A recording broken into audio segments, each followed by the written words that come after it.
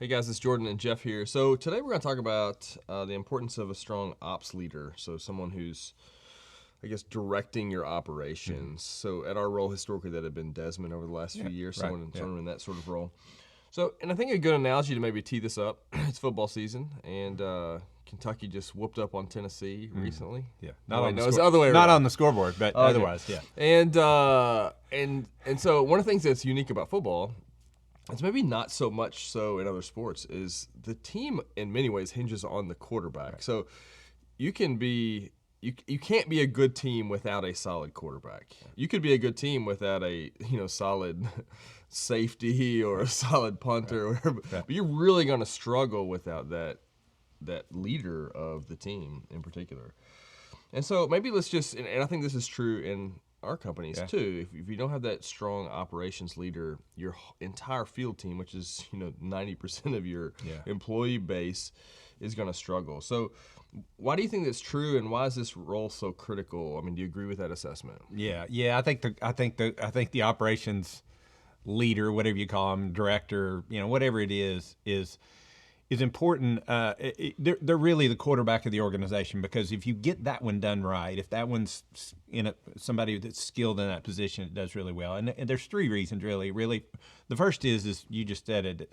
There's so much. The bulk of the people in the organization line up underneath this person, so there's a lot of influence that person has on a variety of different things, and so that's it. The next one really is that operations leader is kind of the bridge between strategy and planning. That is, strategy gets developed, strategy gets laid out, and then it's the operations leader who's responsible for executing that.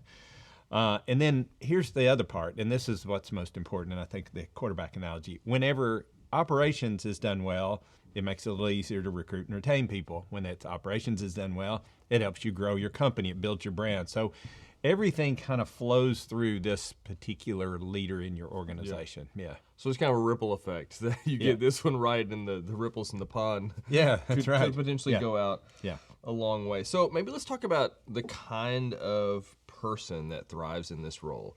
So, and this question hits home with you too, because there was a season where you were trying to force yourself into this role, and it wasn't necessarily something that you enjoyed doing. Right. Not that you did a bad job, but it was tough on you. That's right. And so maybe let's talk about the kind of person that thrives in this role, and what makes someone a good ops leader in our industry. Yeah, and we like the book. It's Patrick Lencioni or Lenconi, I think you pronounce his name, but a couple of different ways. He has the humble, hungry, smart, which I think is good for just about any person here. But the humble part is just that you understanding of the folks who are on our team and their ability to empathize and sympathize with their team, but also have that kind of that blue collar spirit of how they lead. I think that's part of it. I think the hungry part is they're driven to make the organization the best as it can be.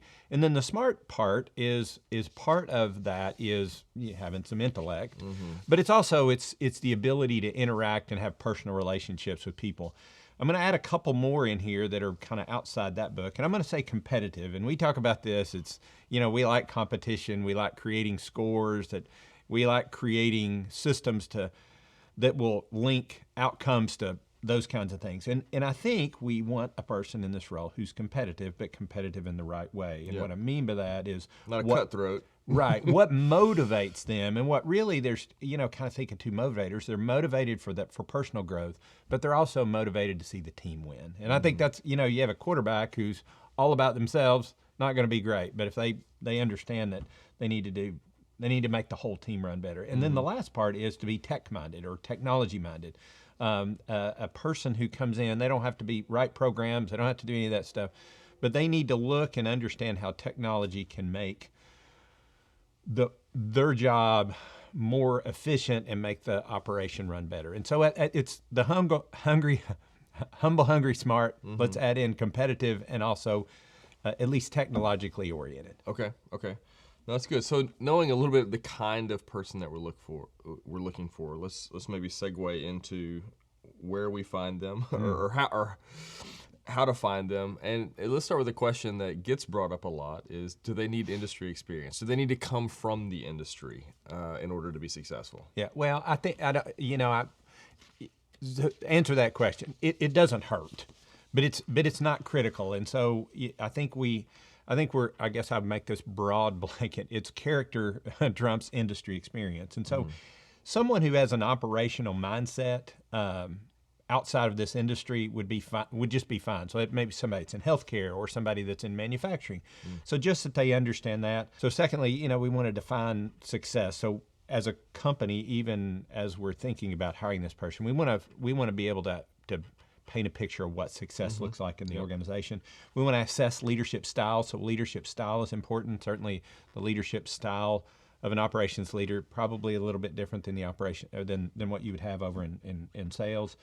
Just core leadership strengths or traits, trust, clarity, and consistency, and then impact. It's, when these things exist, growth and retention and profitability become much easier. Yeah. And so we're not just looking for someone that can just fill the seat. That's right. We're looking for someone that can elevate the seat. That can take this role and grow it and grow with the company and that sort of thing. That's right.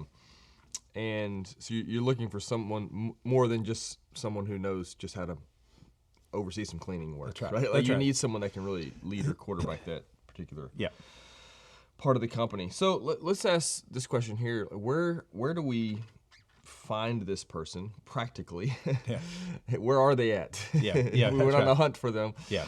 And what's a good process for identifying whether or not someone fits into this role that we've been describing? Yeah, and I think I would say the first thing is just be proactive. I think that's a good thing. I think that's a good practice for us as leaders of the organization to be doing all the time. Just be proactively thinking about the people that you encounter in your life and build relationships and people in life, and think of that person of, man, if that person were looking for a job, would I want that person to join our company? So just be proactive. I think internally, I think we ought to be developing our folks in looking at people who might be coming up through the organization, but also, look at externally. I mean, I think sometimes bringing in people from the outside of the organization with different ideas, maybe different settings is helpful.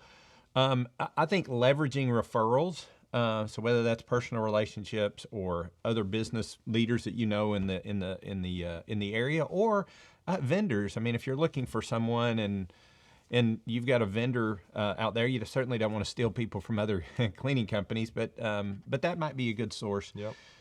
Here's a little 3-stage process that I would, and those are maybe things to hang on to, is screen for capability. So as you're bringing people in, that's the first screen that they would go through. And then the interviews then become, once you've screened for that, the interviews really become more of a, hey, does this person fit our organization? So just interview for fit. And then the last part would be validate behavior. Okay, so if you've gotten through there and you say, hey, this person seems to be kind of right on, I need to follow up with some people who have either worked with this person, worked under this person, or this person has worked for, so that we can validate if what they're saying is true. Yep. Here's a couple of, I'll just give you a couple of example questions maybe that we could talk about is tell me about a time you inherited a struggling team and how did you handle that? Or how do you build trust with your team? So those interview questions are really important. Last thing I would say is to be patient, because finding the right person in this role just takes time. And so I know there's better to suffer for a bit longer than to quickly hire the wrong person. Yeah, and it goes like throwing a grenade in the organization again. Yeah, and it goes back to let's go back to the football analogy. I mean, you could survive if you got a bad offensive guard for a bit. If you get a bad quarterback, I mean, your team's just going to suffer. And this role is, I mean, we've talked about this, and I've studied it as I've talked to people. This operations role is so critical, and especially if the person who is leading the company, ultimately leading the company, is very entrepreneurial, and doesn't really want to get into the weeds and be a part of that. And so this is the one role you really can't outsource either. Yeah, and so it just true. plays such a critical role. So yeah, that is very true. So important role. You got to have this quarterback in the organization. Needs to be a good fit. And once you get it, it sets yourself up for your company being able to grow and be successful and do some of the other things that you're wanting to do. So I hope this is helpful. If we can be of help in this process, I know Jeff, we've helped people interview, we've helped people talk through what this looks like in their company. So we're always happy to do that. And we'll see you next time.